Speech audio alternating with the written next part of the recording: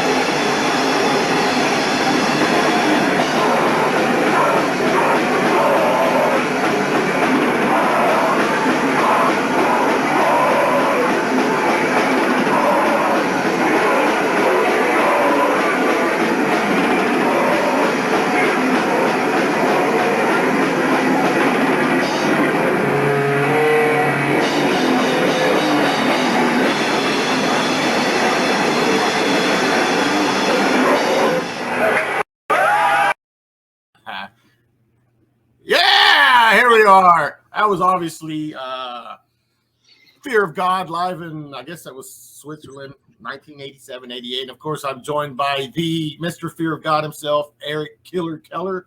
Erich, thank you very much for doing this. I fucking appreciate it. Hey, thank you so much for having me. Yeah, that was great. So that show there, any memories of that show, setting up that show, playing that show specifically right there? Not so much. I think it was in Western Germany, actually. Oh. And I think we played with, I'm not sure, either Napalm Death or Extreme Noise Terror. Yeah. But the thing that puzzled me was you can see Mick Harris in the back of the video, and he was always checking out if the drummer is cheating on his drums. So I completely forgot about that detail, and it's just great to watch. I mean, those were fantastic time. The whole thing was still in motion, and everybody was just basically interested in what everybody else was doing. Yeah, you could see him, like, I guess he was checking the PA speaker, because he kind of does, like, he checks into the speaker, see if he can hear you singing or whatever. So yeah, it's always great to see those little details, like, you know, pop up. I mean, the sound was completely fucked.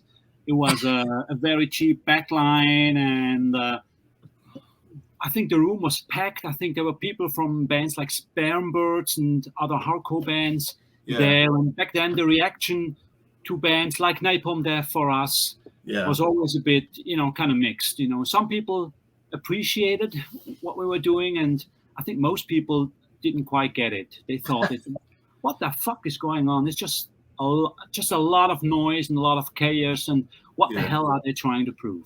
I think there's a guy that stands out in the front. I don't know if you recall. He's just really getting into it, like doing whatever. I don't know if you remember any of those people in the front of you. I wish I would remember more. I mean, you know, the thing is, the older you get, just the foggier the memory gets. And I must say that I have barely any recollections of those gigs in particular. So sad. Wow. Yeah, that's crazy. Okay, yeah, so I wanted to start the show off with that clip, because I mean, there's not much Fear of God live shows. Well, you didn't really play very many, and there aren't very many like out there on video, unless, you know, I used to have some like on VHS tapes when I used to trade VHS tapes of live shows, and I couldn't find that one, but and I'm not about to transfer VHS onto onto my computer. I have zero interest in doing that anymore these days, you know. So all right, so let's go way back. Did you grow up, like growing up, did you grow up around music? Was there music around you? Were your parents musical people? Oh, yes, very much so. I mean, you know, Switzerland, in the time I grew up in the late 60s, early 70s, was pretty much cut off from the international music business. There was no Swiss contribution to international rock music of any kind. So the country pretty much was a dump as far as music goes. But my parents, they were huge rock and roll and jazz fans. So I grew up on Elvis, on Chuck Berry, on all kinds of jazz music. And it was basically in my blood from the very beginning on. Wow.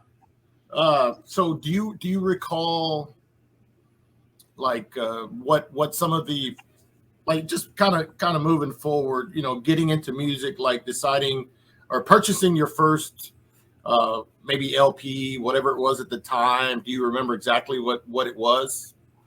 I do, yes. How could I ever forget? It's more important than the first kiss. I agree. I even remember the first kiss, the first French kiss. It had a special soundtrack, and I even remember the song. It was Blaue Augen by the German post-punk band Ideal. That was in 1980 or 1981. But the first record that I bought was News of the World by Queen. That was my first album. And I totally loved it. I had no idea what this kind of music was called. Is this rock? Is this pop music? I was too young to think in those cliches, so I just enjoyed it. And it fucking blew my mind, especially We Will Rock You, which was a big thing in the discotheques in the late 70s in Switzerland. Everybody was going down to their knees and they were like clapping. Boom, boom, bah! Yeah. That song. And I saw that a couple of times in the late 70s and my mind was blown. It was totally different from anything that music had ever represented to me. It was not sterile. It was something very vivid and approachable. And it just looked like a lot of fun. Yeah. Would you say that's one of the first anthems? That song, personally. We Will Rock You? For me personally. Yeah. Oh, yes. Well, no, like in music in general, because I'm trying to think back of like anthemic songs. Would that be one of the first like anthems? I would think so, yes. I mean, it definitely, I don't know how it was in the States, but in Europe or maybe in Switzerland only, I don't know. No, I talked about this with German people too, and they say the same. The thing about that particular song was that kind of, that kind of dance that everybody had. Everybody going down to their knees and boom, boom, and clapping. Yeah. I mean, no other song had this kind of interaction. It's weird. I think that was quite special. Yeah, because that song became, believe it or not, it became a sporting event anthem. Like in the U.S., like it was part of. It would be part of the event, like when to try to get the team like motivated or something like that. They play the song, like everybody would be stomping and clapping. Like it was just massive. How that song became so massive. It became part of like even sporting events. So. Yeah, I always thought that was pretty interesting. Now, this Queen LP, do you remember where you bought it? What record store? Yes, I bought it at the record store was called Disco Shop, and it was located in Herisau. That's the small village I grew up. It's near the Swiss Alps. It's complete dump, no place basically. But the record store was very good. Yeah, so. And I guess this will lead into another question, but was there a lot of, like on Swiss television, was there a lot of rock and roll? Was there any programs that you could watch rock and roll bands perform? Not a lot, but occasionally, yes. I saw, I mean, the humble beginnings of myself in music, these events were just sparse here and there, a few concerts, few LPs. I mean, back then everybody had, about as many LPs, and that was it.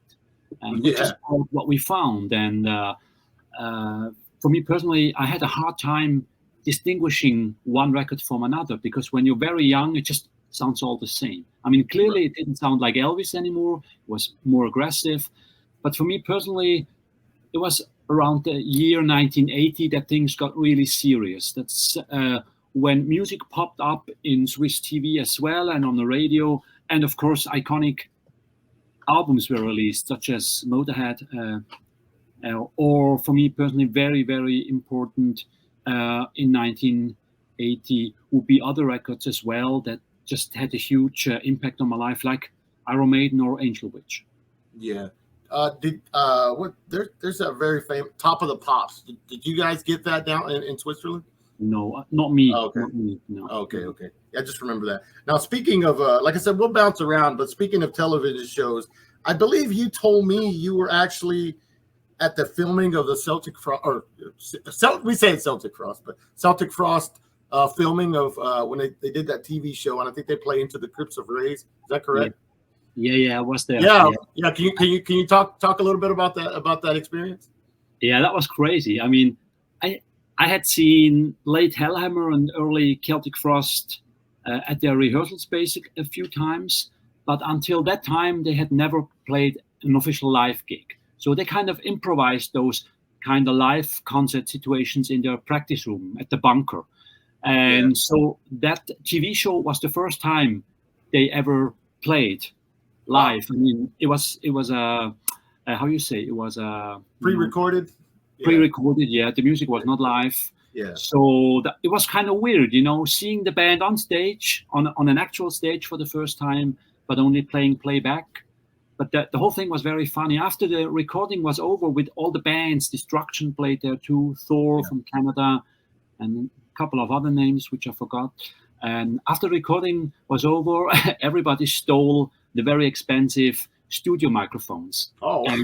And just stole whatever they could get their hands on from rich Swiss television. So I think that recording session actually laid the foundation for maybe a few bands. Yeah, that's great. That's great. Now, did the Frost guys obviously you were friends with them? Did they say, hey, we're going to be taping this video? Because at the front, there's a lot of, headbangers up there going wild. Was that something that was like, hey guys, come out. We're going to be on the show or whatever. We want everybody to come out and hang out with us. Yeah, that's how it was. And you can see me and Thomas Mölch, with whom I later started off the Disc Records. We're the two guys at the very front on the right side, with the long blonde hair, just headbanging like maniacs.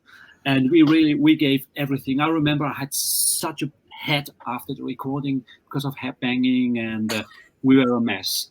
And about 1 or 2 weeks later was the first Celtic Frost gig happened. Then that's the gig that I had organized, and that was the first real gig. So that was all in May 1985, and a lot of things happened in that May 1985.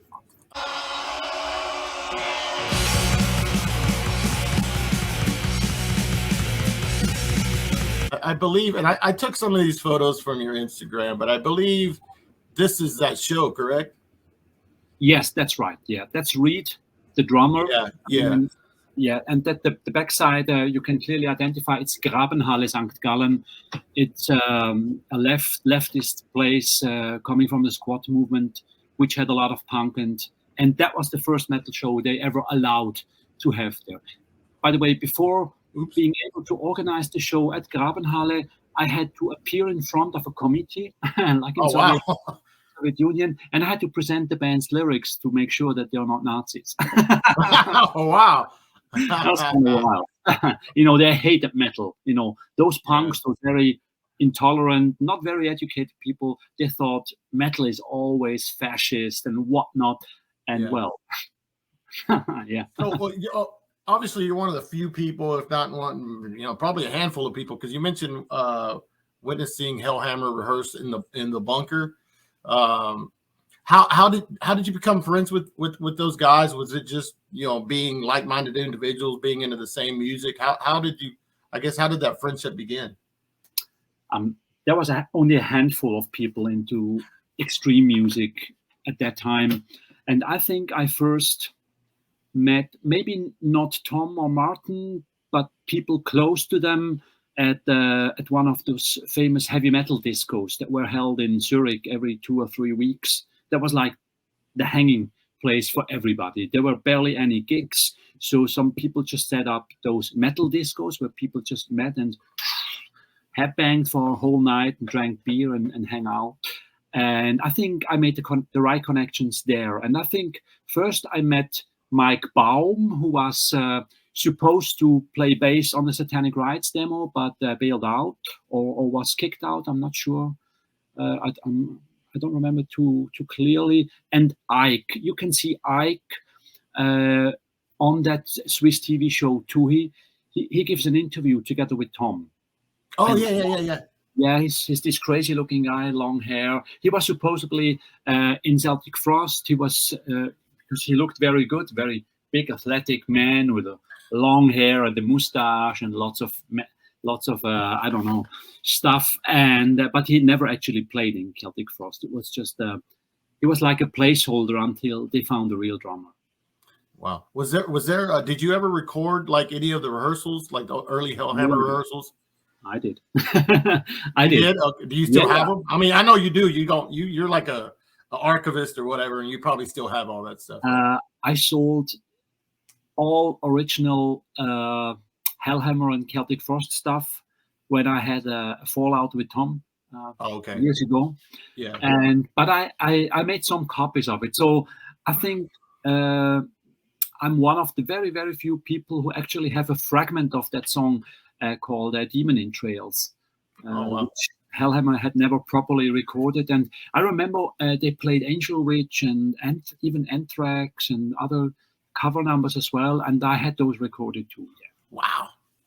Yeah, that's fucking just blows my mind. You know, just so it was for a small, short amount of time that they were, kind of in existence. So yeah, that's it too. It was just, and it was all over again.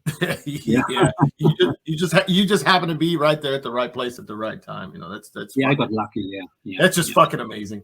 So going back to TV shows again, like I said, I took some of this stuff from your Instagram page, but I don't know if you want to talk a little bit about this photo. What's going on here? Oh, who's that? Yeah. First of all, how old were you here? Let me think. My early 20s, I suppose. Okay. Early to mid 20s. Yeah. Yeah. So nowadays we would say wood. Wood. Yeah. Wood. Totally. Yeah. Yeah. Well, that was a TV show about hardcore punk. When hardcore in Europe got really popular only in the late 80s, and this was around that time, late 80s, maybe early 90s, and that was also my personal heyday of being political. I was very, very politically active and was squatting and hunting Nazis and whatnot all the time. That had become, for a few years, far more important to me than music. Looking back, it was maybe not always the right decision, but that's how it was. And that's a photo from those days. You can maybe tell by the funny haircut. So, we talked about the Frost gig and all that. So obviously you were attending, or maybe you weren't attending many shows or concerts at that time. But what are some of the most memorable shows when you're like, oh fuck, it's fucking awesome that I got to see this band around this time? Any memorable gigs for you? Well, very memorable was seeing Iron Maiden opening for Kiss in 1980. Wow. Blowing Kiss away, and everybody, a lot of people, there were a lot of people, like 30,000 people or something, and they tried to boo Iron Maiden off the stage. And I remember very clearly how everybody was calling them punk, because Iron Maiden were so unheard of, the kind of music they played, the approach they had. There was something very new, and that totally blew my mind. Wow. And of course, those Hellhammer, Celtic Frost rehearsal sessions and gigs.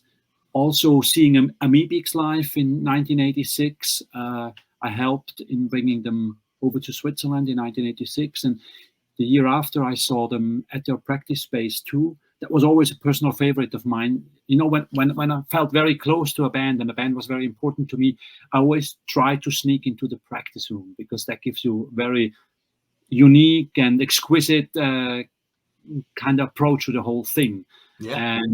And so seeing AMEBIX, seeing Morbid Angel played a kind of a private gig for us in their rehearsal space when a few friends of mine and I were in the States in 1986. Same happened with MASSACRE.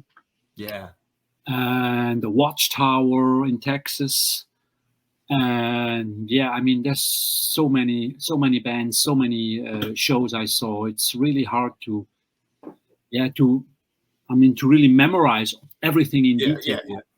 It was just overwhelming. Those years, I would say, for me personally, between 1982 and 1988, just the world exploded in my head. I sucked up everything I could get. I was totally addicted to music, and especially to music getting faster and faster and harder every time. And it was like the most important thing in my life. And I totally lived it. And I was just thinking about this today. I never saw myself as a, it's funny.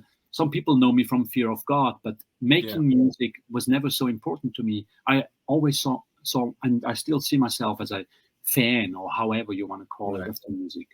Music is totally. I totally relate to that. Oh, here's another photo. I know you've let's see. I think you've mentioned it several times, like the thrash album, like what's there is only one. Yes, exactly. And so let me share the photo. This band, correct? Yeah. What's going on in this photo? That's obviously you on the far left there. So funny. You can see me wear a Siri Thangol t-shirt. And just when getting ready for this interview, I was thinking, which shirt should I wear? And I was actually almost putting on a reproduction of that very Siri Thangol t-shirt. Now, I feel sad that I didn't. It kind of would close the circle. Yeah, that was when Exodus came to Zurich in, I don't know, in late summer 1985. And we met the band before. We hung out with them at their hotel and in record stores and kind of followed them, kind of stalked them maybe. And and that was the time when I was preparing my first fanzine, Megawin, which didn't come out until 1986. I interviewed Exodus, and I remember that Exodus gig later that night was one of the most violent gigs I had ever seen. It was crazy, hell unleashed. Yeah. Well, perfect segue. This is the only one I could find online, but that's the first. This is the first one. Now, this is your Mega Wimp fanzine that you did with Thomas, right? Your friend from Off the Disc. You both guys did this label. I mean, this fanzine. What was the influence, the inspiration to start your own fanzine? Was there other fanzines that you're like, that you read? You're like, I can do this, or I want to do this, or what made you start your own fanzine? Yeah, I always loved fanzines. Fanzines like Kick-Ass or Sledgehammer or Guillotine or punk magazines like Maximum Rock and Roll, Flipside, and all those rags. I loved them. My problem at first was that I didn't speak any English. I slowly learned to speak English, first by translating song lyrics by ACDC. But it took me a long time to actually gain enough confidence to start writing to bands in foreign countries. And the more I got involved with this from 1983 on, the clearer I knew that one day I wanted to do my own fanzine. So the first issue was actually ready in 1985. It was more focused on death metal still, death metal bands and early grindcore band like Repulsion, Death, and all that kind of stuff. And then in summer 1986, Thomas and I, we traveled to the States. We spent 5 or 6 weeks in the States, and that was really, I mean, I know, life-changing, that's a term everybody uses every time they try out a new shampoo or something.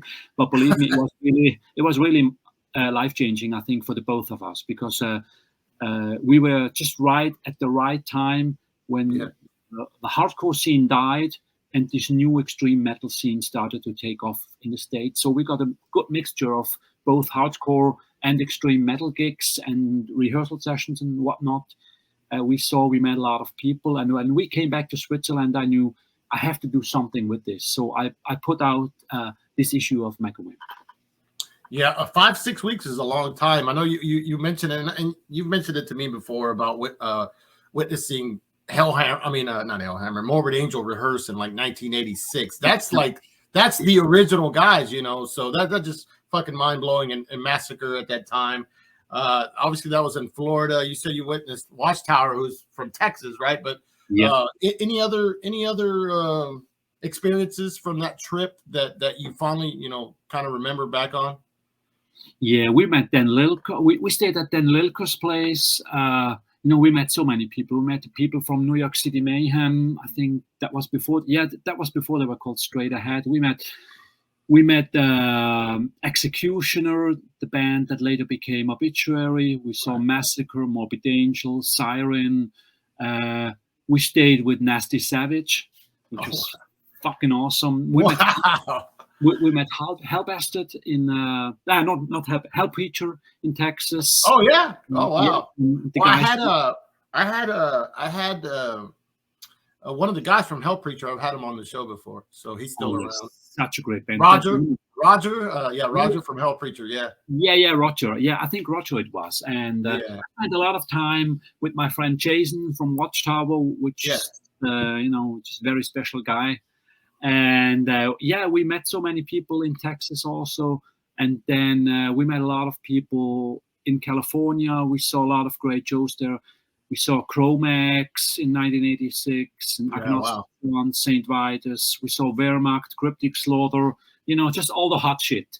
We just really lucky. And, when I came back with all those photographs, those tapes, I recorded every show. A lot of these shows are now floating around, which are actually my recording. And made all those interviews. I knew I had to do something with it because it was very special. And I think we were like one of the first guys to actually firsthand witness the explosion that was going on in 1986. Yeah. I remember our Thomas Schultz a little bit better than I do, but he mentioned like coming to the U.S. probably back then too, and like he always told me this great story about going to Disneyland with Pusshead from Celtic Bath or whatever. So it's just fucking amazing that just those like I was at I always find those stories entertaining and funny where like I was at Disneyland hanging out with Pusshead or like this buddy of mine's like I was like having dinner with John from Necrovore like back when it just blows my mind those types of stories they're great to hear. He was a great guy, by the way. Who? Tommaso Ruiz. Tommaso. Everybody watched the fucking Scorps episode that I did with him fucking over a year ago. It's fucking amazing. It's amazing. He's such a great guy. He's the best, man. He's the fucking best. He's the best. He's the fucking best. He's like Seinfeld and I'm like George Costanza. There you go. So, all right, let's get into, you mentioned a lot of and we talked about how HELLHAMMER was, very short-lived band. Fear of God also was a very, very short-lived band. You guys weren't around very long, but, you obviously made an impact. Here we are, 35, 36 years later, still talking about a band that you created, the way was 87, 86, 87. And, obviously it made an impact. You guys made an impact, even me in a small town in Texas. So, that obviously massive influence. And I will say, I'm still trying to figure this out. This is an official Fear of God shirt I got from Erich years ago. So all you bootleggers out there, fuck off. This is the real deal. So let's talk about I know you did a demo, but this fucking thing right here, obviously just seeing the everything about it to me is just iconic from the cover artwork to the music and that's on the actual record. Now, memories of recording this, getting ready for this, please talk about this record in particular. Well, the fondest recording I have, the fondest memory of recording this EP that I have is, I brought a friend of mine to the studio, a young guy, a couple of years younger than I was. He was still very young at the time. And right in the middle of the mixing process, after recording, I remember everybody was sitting in the control room and we were trying to figure out what to do with that wall of noise we had created. And in a moment of complete, total silence, that friend of mine, he was a huge horror movie freak. And in a moment of complete, total silence, he asked me with his very naive, innocent voice, "Hey, Erich, tell me, have you ever seen The Driller Killer?" And that's like the most profound memory I have of recording.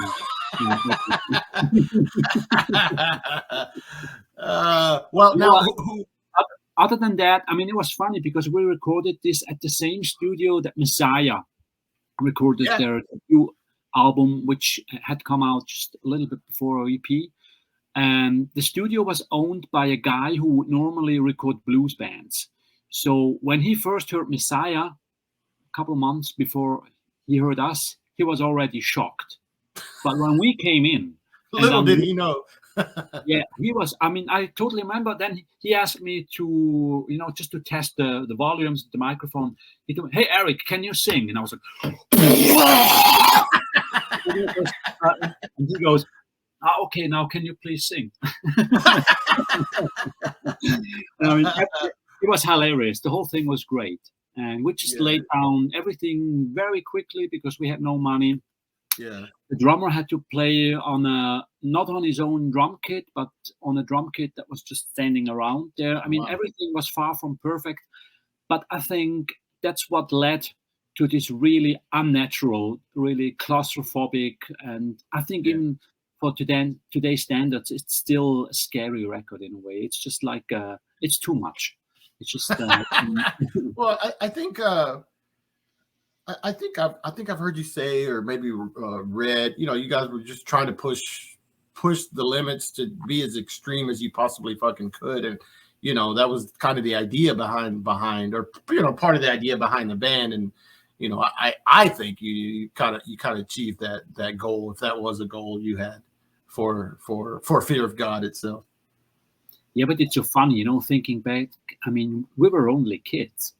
Yeah. I mean, that the ego we had, just deciding that we always said we are going to destroy music because we wanted to destroy everything. We wanted to destroy religion. We wanted to destroy the state. We wanted to destroy society. We hated everything and everybody. And we just thought, well, this is the soundtrack that will bring all of you down. I mean, imagine we were like 20 years old, maybe even younger. And so it was a bit out of proportion. Really. Well, you kind of have to have that, ego or whatever to be able to achieve something like that. It's not, you can't just you can't stumble upon it. I don't think. I think there's got to be, some type of motivation behind what you're doing. Right. Yeah, that's right. It's got to be, in all its silliness, it's got to be honest, and sometimes honesty is a very silly thing. And that's what I keep thinking, when I see a band playing now, an old band that just reformed for a couple of gigs. And the first thing you can tell is they lost all their honesty. I mean, how could they not? Everybody does. That's why those concerts, they never do anything for me. I just stand there and everybody, or me at least, I go home in a very sad mood and I think, oh, fuck, where does time go? Yeah. Now, all right. So I love the sound on that EP, but I love the story behind this. I know you've told it to me before, the pneumatic slaughter, how it was just explain how the recording of this live EP happened, because I know you've mentioned to me, and I was just like, wow, because this to me is like. To me, this is the Fear of God, like the sound captured, at least, in my experience. That's, to me, that EP kind of just captures everything that Fear of God, to me, it was supposed to sound like, I guess, in your ears, which is kind of weird to say, but. No, in a way, it's the same for me too, because, at first when I got the first rough mix of the first EP, I was very disappointed. I thought that's not what I was aiming for. I wanted it to be brutal and all that, but also clear and with a certain kind of punch that I feel it didn't have, because it was also muddy and so just buried under this indistinguishable wall of noise. Yeah. And this live recording from a pneumatic slaughter, that was much more like what I originally had in mind. But at the time we recorded it, it was a show. It took place in February 1988 in a new squat in the city I live now, in Bern, in Switzerland. And that was before you saw a lot of punks at metal shows or a lot of metal people at punk shows.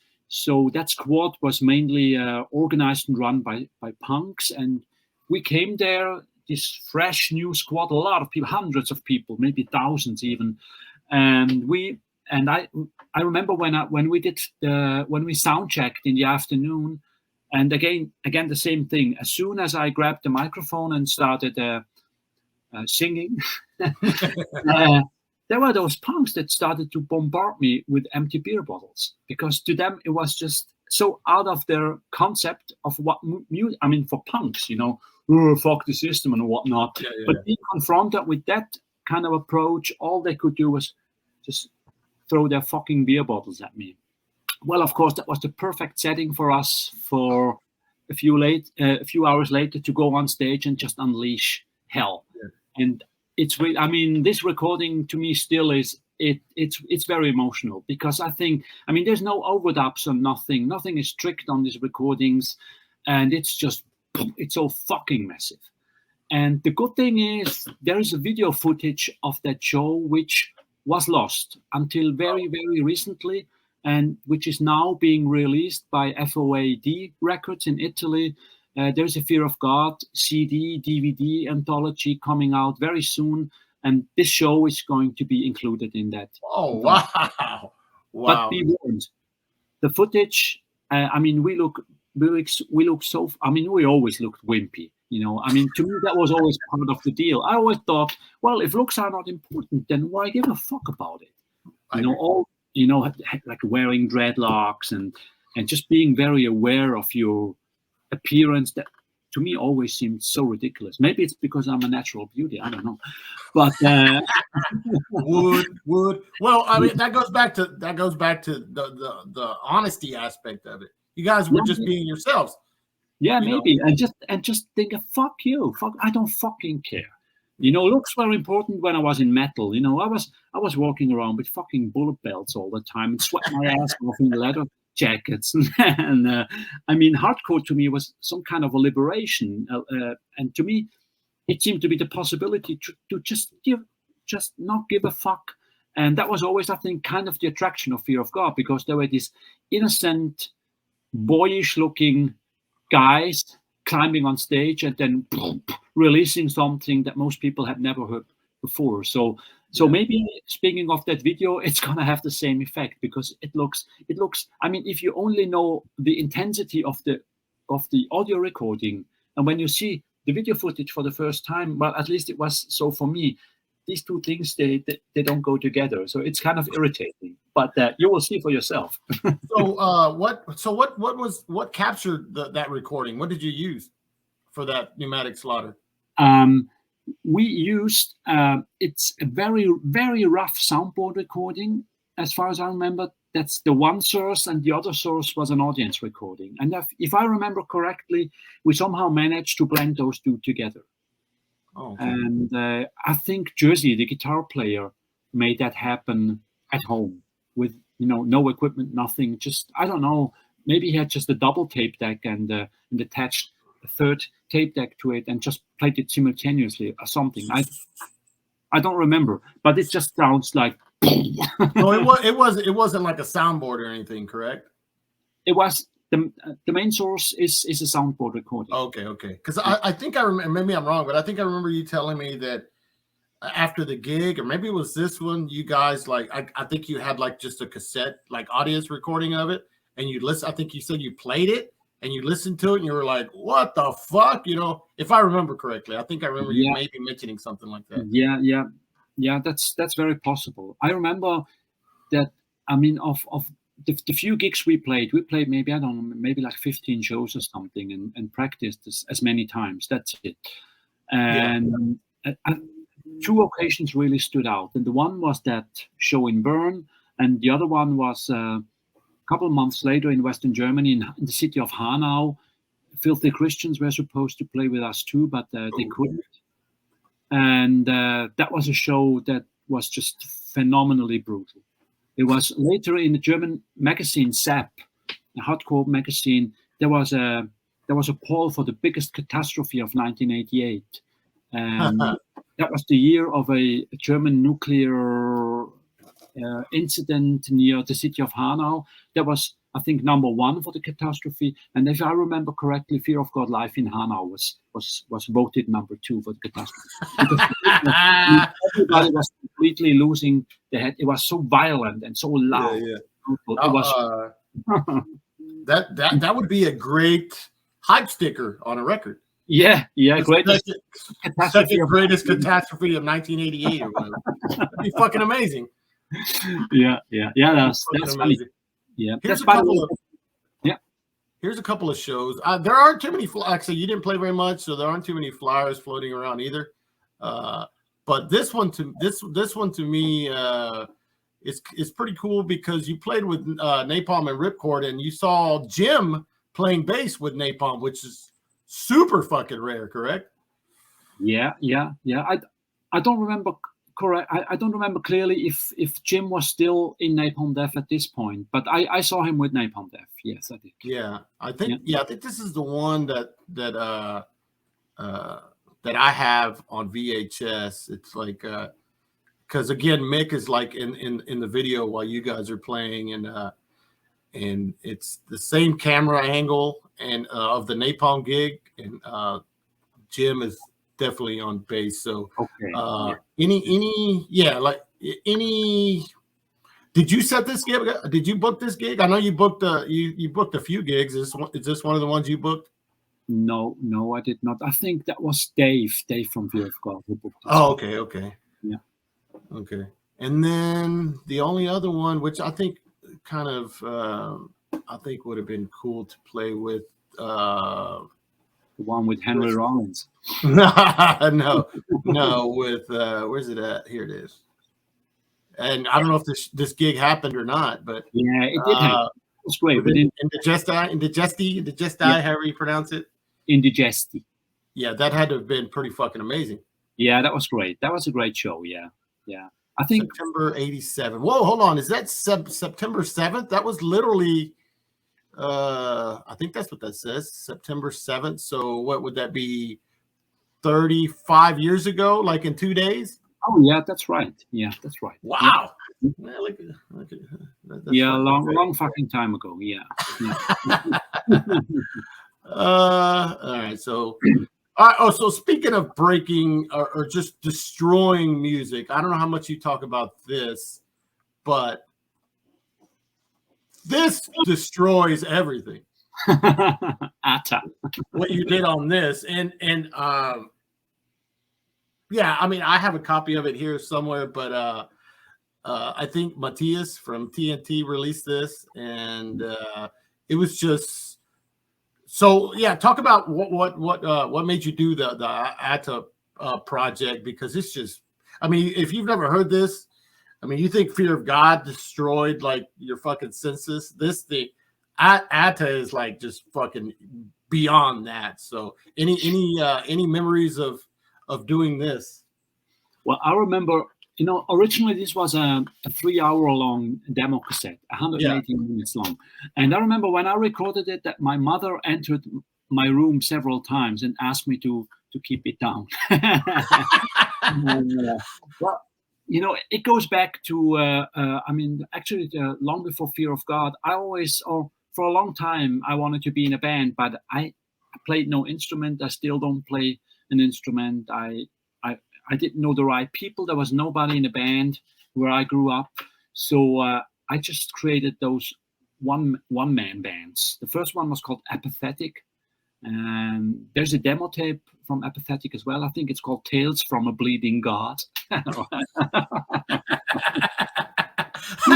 You can barely get that title out. You're like, you're like saying the title and your head is like going down. Oh my God. I hope nobody watches this. Yeah, and then came ATTA.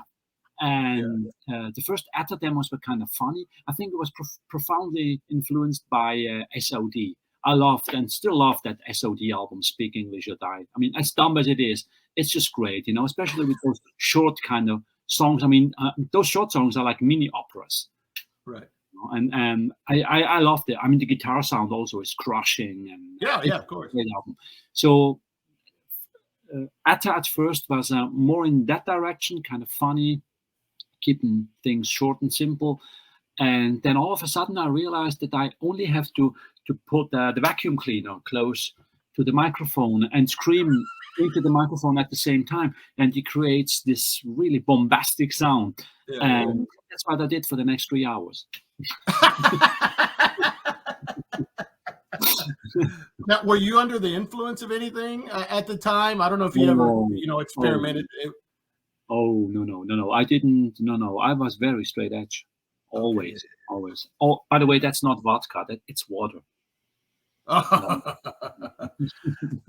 Well, I tend to ask like people, hey, do you still have that guitar that you played on, on the fucking your certain demo or album? Do you still have the vacuum cleaner? No, it's long gone.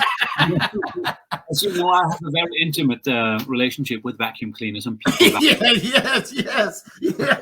Oh, that's where it all stems from. I get it now. It all fucking makes sense to me now. I mean, I think only a couple of people might get this fucking reference, but I fucking love it. Yeah, it all makes sense now. Yeah, it all fucking makes sense now. The whole vacuum, yes, yes.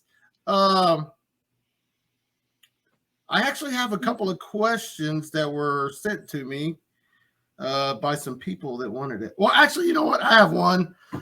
Since you mentioned SOD being like a dumb album, but you fucking love it, which is something that I've only heard you say, like, this album is fucking dumb, but I love it. What are some of your favorite dumb albums? If that I don't know if that's making any sense, because I know you've mentioned certain albums where you're like, this album is dumb, but I fucking love it. Well, I mean, most metal albums are, let's be honest, are fucking dumb. I mean, I love Autopsy. I love all early death metal shit. I mean, I love early Morbid Angel. I mean, they're not the smartest people to ever walk the earth. So, I mean, there's so many of those. You know what? I mean, to me, sometimes I think it's easier for me because English is not my first language. So I sort of can switch it off, and vocals are just phonetic. And but I mean, there's or let's say, the first Screwdriver LP. I mean, that was before Screwdriver was actually a Nazi band. Yeah. But still, I know, knowing which way they took it, sometimes it's not so easy to enjoy it. But to be honest, I just love that album. It's just white man's blues. And I just love it for what it is. And that's an approach I generally have towards music. To me, the message or the personality of the people who made a record, sure, sometimes it's important, and it's important to know that. But for me, first and foremost, it's about the music. And if the music kicks, I mean, of course, if it was a clear Nazi band, I wouldn't listen to it. Yeah. But the first and most important thing to me is music. So I have a lot of records, that I don't feel very proud of owning, but that just fucking kick my nuts. that you found on the bus. I mean, that story is true. I mean, that's great. It's so true. I found 2 bags full of records on the bus, and there was Pantera, Dream Theater, I don't know. And I sold most of it, except for Pantera. No, I sold Pantera, of course. Yeah. Yep. All right. So let me get to some of these questions. So do you stand? Oh, okay. Yeah. This is one of them. Do you stand back for Exciter, or do you stand by for Exciter? Of course, I stand back. Goddamn right. Goddamn right. This comes from a Chris Woody McDermott CB. I don't know if you know this individual, but I don't know who he is. But he asked, he asked, why are yous so fucking stoned?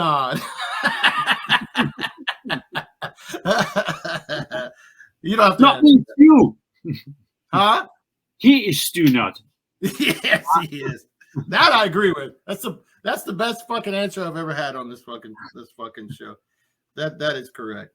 Somebody mentioned who was it? Oh, this comes from Tim from the original AC. I think he said Seth told him years ago he thought you were on the collage of the Slaughter Strapato album. Is that true?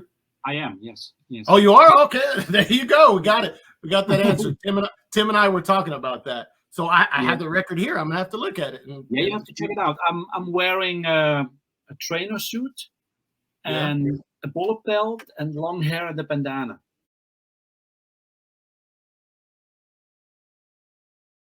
One thing we both love is the TV show Seinfeld, and I know you watched all 9 seasons. What was the story behind watching the series? I watched the whole series 9 times so far. How long did that take? Ask my girlfriend. Wow. Was she there beside you the entire fucking? Oh, no way. No. She doesn't get it at all. So who were, and like I said, I don't know if you thought of any, but who is your favorite? Because I know a lot about the show, and so do you. But who is your favorite character that appeared like just one time on the show? Oh man, I wish I could answer. I mean, I really have no idea. Who's yours? Well, I like I don't know if I told you, but Shaky the Moyle on the fucking the best scene is that guy is fucking amazing. The scene where Elaine puts her fucking glass on the edge of the fucking table, and he's like, he freaks out on her. He's like, "What are you doing? Do you not know if this tips over, all the glass is gonna fucking get on the carpet, and you're gonna have to take each piece by piece?" This is fucking amazing. Him and calling him Shaky. Shaky the Moyle,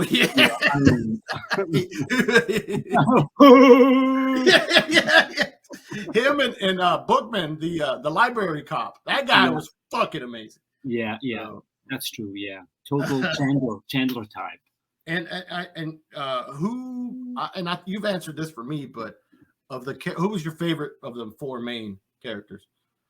George, of course. Of course. I mean, he's the guy everybody would love to know. He's short, stocky, and bald, but he's fucking funny, and it's just endlessly funny. And he's such a tragic figure. This is going to be the summer of George. I say that to myself every fucking summer, and always George wins. I do George is everybody. I mean, Seinfeld is the least interesting of these characters, really. And actually, one of my closest friends, if I may call him so, is very much like Kramer. Wow. I know a guy he opens doors just like Kramer does, just storms into a room. For instance, I mean, that guy is so fucking crazy, you wouldn't believe it. So in a way, Seinfeld is my daily reality. Yep. Okay. We're going to start winding this down because, but I have, I need to mention Off the Disc, the label that you did with your friend Thomas.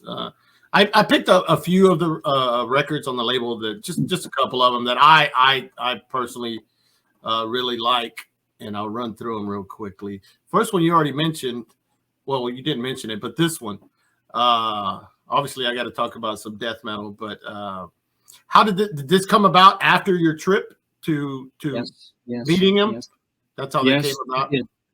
It did. They were. I was in close touch with Trey, and Trey kept sending me rehearsal recordings and demos. I have a few cassettes that are still unreleased that he sent me, and of this, I suddenly had and when the demo came out, the Thy Kingdom Come demo, I asked him, "Hey, couldn't we put 2 of those songs on a 7-inch?" And he was like, "Yeah, great, cool." Yeah. I'll just make it a limited edition, because that was, I think, when they had plans to finally release an official album. Right. As you know, the '86 album, which was recorded only weeks before we went them, never happened. And so, we pressed 666 copies of this, and of course, it's a phenomenal record. It's so. Yeah, I love it. I love it. It's up there as one of my favorite Morbid Angel releases. All right, moving on. I think this one was around the same time. I love this fucking album. Infest. Yeah, I love them. Same story. I was in touch with them. They sent me the demo tape, and in 1988, I met them, and actually we recorded a few songs together. Half of Infest, half of Fear of God. We recorded some SSD and DYS, and I think Fear of God and Infest songs too. And yeah, so we released that 12-inch. Yeah, I like it very much. What's the story on this album artwork? Yeah. I know they changed it. They changed it later on. Yeah, it seemed like a good idea at the time. This crazy guy from Switzerland I knew, who was a paintbrusher, and at that time, you know, my judgment was so poor, and I thought it just looks great. When we got it back from the printers, because it was a square in you know, in its size, and so the printers couldn't fill out the whole area to be printed, so it has this white strip.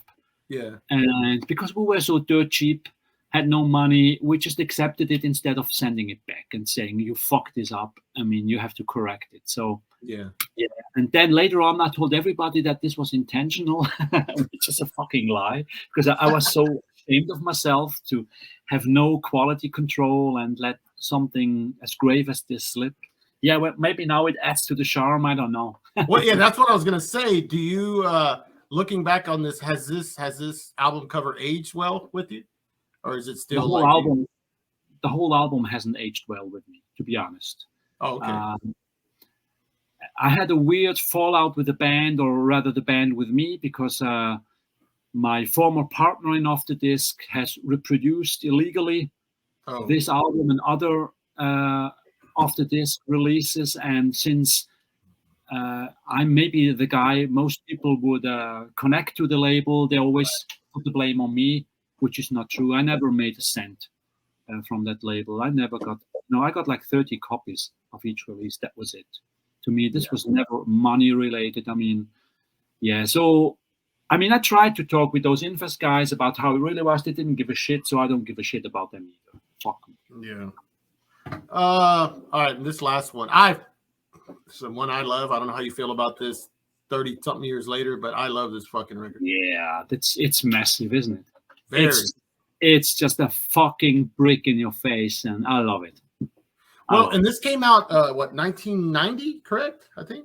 I don't remember. Yeah, maybe. Yeah. So around that time, I mean, you know, you mentioned how hardcore for you, like 85 was like, okay, you know, it's kind of lost its charm or whatever. Now this was years later, and I think this is a hardcore record. Was this something that was this one of the few things that around that time of 1990 that you're like, oh, this is fucking great. You know, it's hardcore, and it's like, you know, it's not 1985 anymore. Yeah, I mean, the energy is just overwhelming. I mean, however you want to label it, it's just, the energy is just incredible, and the sound is perfect. It's so raw and dirty, and it's so unique in every aspect. And yeah, you know, when we released this was at the time when I was very, you know, today you would say politically correct, and maybe not woke, but very much politically correct, and I cared very much about how you say things and what you should say and what you shouldn't say and stuff like that. So I was torn inside. I don't remember exactly, because I mean, the message and everything they say on this record was totally contradictory to what I believed in. But the music, as I said, the music to me always came first. So I always loved, and I always will love this record. It's phenomenal. Awesome. I don't know if you have an extra 5 minutes or so, but just got a couple other things. Okay.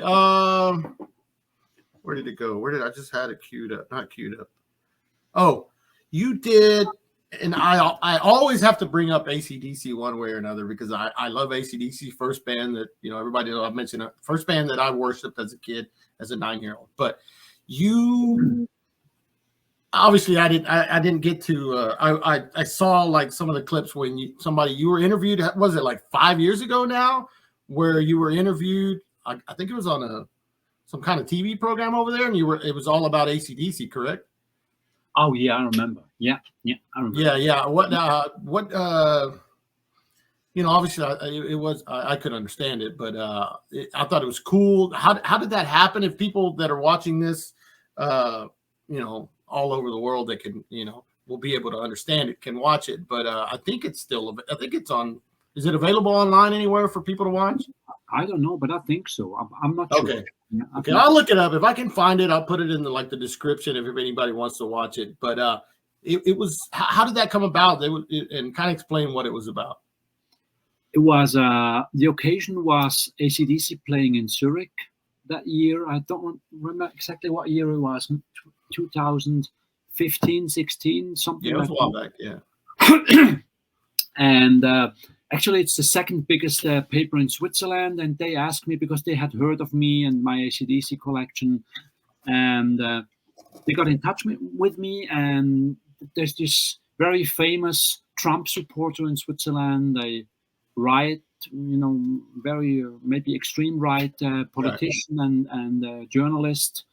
His name is Köppel, and he's known to be a big ACDC fan. And originally, they wanted to ask him and me as kind of opposing figures if we both go to that ACDC show. And they said, no, fuck no, I don't go to that show, because it's because of people like Köppel going to see ACDC now. When I saw ACDC, there was music for the working class, and it wasn't as established and as clean cut and nice and harmless as it is today. So I rather keep my memories. And from that on, they thought it would be kind of interesting to talk with me about ACDC and what the band meant to me. And yeah, that's how it came about. Oh, yeah, it was.